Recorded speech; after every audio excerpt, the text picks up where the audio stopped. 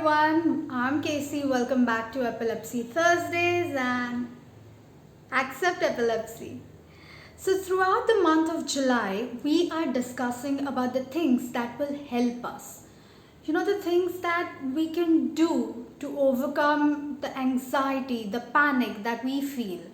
आपण अशा सर्व गोष्टींबद्दल बोलणार आहोत किंवा मी अशा काही गोष्टी तुम्हाला दाखवणार आहे ज्यामुळे तुम्ही तुमचे जे काही मूड स्विंग्स असतात किंवा बऱ्याच वेळेला जे अँझायटी अटॅक्स किंवा पॅनिक अटॅक्स येतात ते कसे काय हँडल करू शकता असे नुस्खे म्हणजे अशा काही गोष्टी मी तुम्हाला ह्या महिन्यात दाखवणार आहे किंवा सांगणार आहे त्याच्याबद्दल.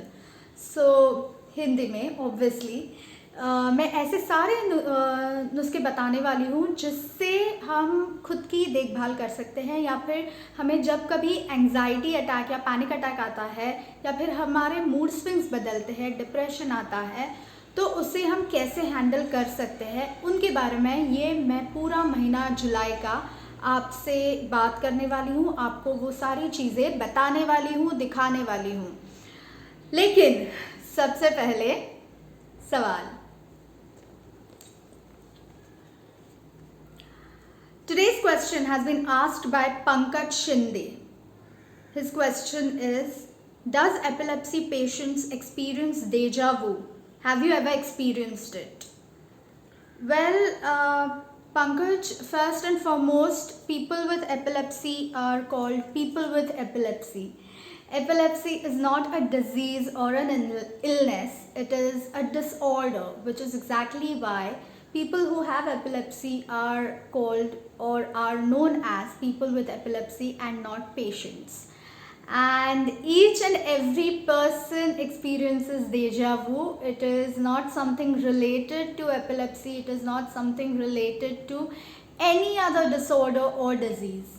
So yes, regardless of what disease or disorder you may or may not have, a person may or may not experience deja vu. And personally speaking, if you ask me, yes, I have experienced deja vu quite a few times. So Pankaj Shinde यांचा प्रश्न आहे, epilepsy असलेल्या व्यक्तींना deja vu म्हणजे जो भास होतो ना की ही गोष्ट आधीही घडलेली आहे असा जो कधीतरी भास येतो आपल्याला अनुभवतो आपण, तसं एपिलेप्सी असलेल्या व्यक्तींनाही ते असा भास अनुभवू शकतात का? तर हो, एपिलेप्सीचा आणि असा भास वाटण्याचा काहीही संबंध नाही आहे. बऱ्याच ठिकाणी असं लिहिलेलं असेल की हो, एपिलेप्सी असलेल्यांना जास्त असे भास म्हणजे भासवतात किंवा भास येतात, तर असं काही नाही आहे. प्रत्येक व्यक्तीला डेजावूचा भास होतो आणि त्याचा आणि एपिलेप्सीचा असा काहीही डायरेक्ट संबंध नहीं है. तो पंकज शिंदे ने ये पूछा है कि डेजावू माने जो हमें कभी कभी ऐसा फीलिंग ऐसे लगता है कि जिस परिस्थिति में हम बैठे हैं या फिर जो कोई बातचीत हम कर रहे हैं वो पहले भी हो चुका है, ऐसा कभी कभी हमें लगता है. तो पंकज शिंदे ने ये पूछा है कि क्या जिनको एपिलेप्सी है उन्हें भी ऐसा फीलिंग आता है या नहीं. तो ऐसा फीलिंग हर एक को आता है, ऐसा कोई ज़रूरी नहीं है. किसी भी इलनेस या डिसऑर्डर का आपको जो भी रोग असेल नसेल उसका कोई संबंध नहीं है. डेजावू हर किसी को हो सकता है. Now we go back to the topic of the day. So I'm going to introduce you to as to what exactly is it that we will be discussing or we will be covering throughout the month of July. First and foremost, I'm extremely sorry I was shifting, so I could not upload or even for that matter shoot the videos because I was still settling in the new place. I still am actually. So yeah, pardon me for the late videos, but we are going to catch up because there are 4 Thursdays in July and there are 4 videos that have already been segregated and discussed and decided upon. So don't think that you will not see all of the videos. I will be uploading them midweek per se, and so don't worry about that. You will get your 4 videos. So I'm just going to introduce you to the subject as to what can be done or what all are we going to be addressing.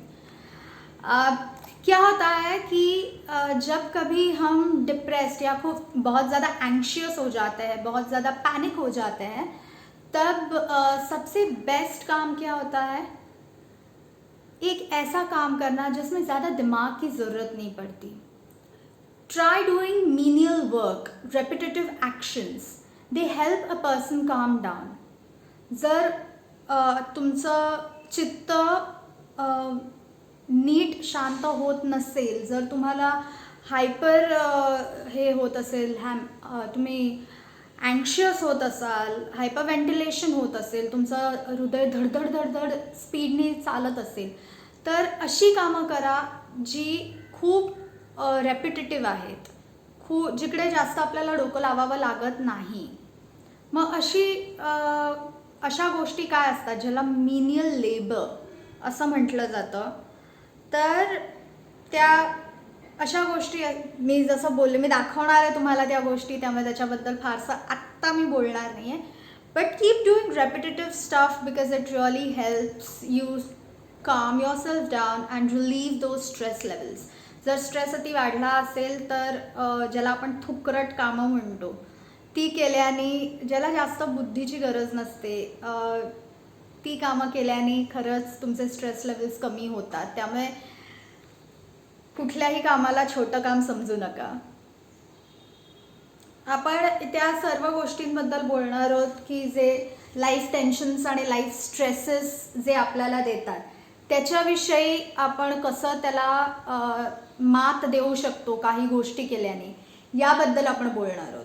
क्योंकि हमारे life में इतने सारे tensions और stress already होते हैं और उसके ऊपर से हमारी जो दवाइयाँ हैं वो ज़्यादा प्रेशर डाल देती है हम पे. करेक्ट. पहले ही हमारे लाइफ में कोई कम टेंशन्स नहीं होते, ऊपर से हम दवाई खा रहे हैं, दवाई का साइड इफ़ेक्ट्स तो अलग से होते ही रहते हैं. तो अब इन सब की वजह से हमारे जो इमोशंस है वो ओवरड्राइव में चले जाते हैं, वो ज़्यादा तेज़ी से दौड़ने लगते हैं. So when the emotions go on overdrive because of the life tensions that we already have regarding our profession, love life, blah blah blah blah blah, and on top of that we are fighting each and every single day because there are so many side effects when it comes to AEDs, that is the anti-epileptic drugs. So we don't have a choice, but we have to find ways to calm ourselves down. And as I said, I'm going to show you how you can do that or how you can go about it. तर आजचा video मी इथेच थांबवते आहे, कारण पुढच्या व्हिडिओपासून मी तुम्हाला actually काय काय तुम्ही करू शकता याविषयी सांगणार आहे. त्यामुळे थर्सडे नाही म्हणणार मी, कारण मिड वीकमध्ये मी कधीतरी व्हिडिओ अपलोड करणार आहे.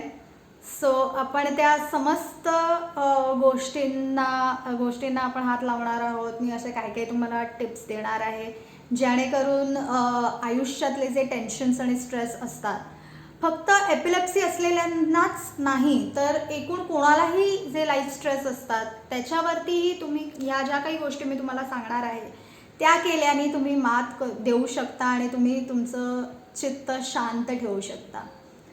So before signing off, as usual, stay strong, keep fighting, and as always, stay happy, stay golden.